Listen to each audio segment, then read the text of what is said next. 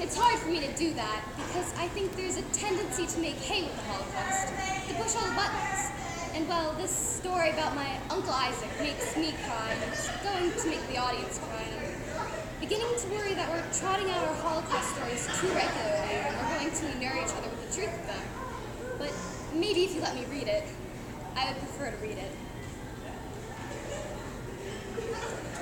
I remember my mother's cousin Isaac, who came to New York immediately after the war and lived with us for several months.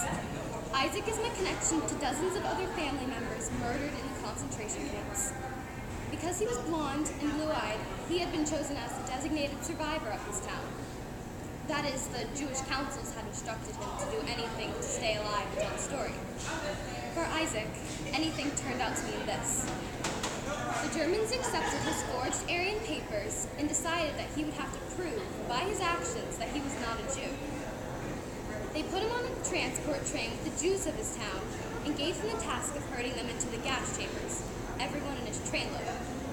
After he had fulfilled that task with patriotic German efficiency, they accepted his identity papers and let him go.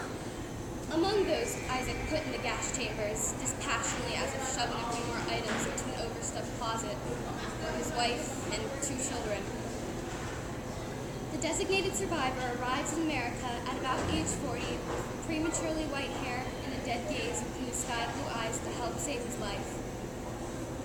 As promised, he told a story to dozens of Jewish agencies and community leaders, groups of families and friends. That's how I heard about the account, translated from my Yiddish by my mother. As for months, he talked, speaking the unspeakable, describing a monstrous tale that dwarfed the demonology of legend, and gave me the nightmare I still dream to this day. And as he talked, Isaac seemed to grow older and older, until one night, a few months later, when he finished saying everything he knew, he died. See,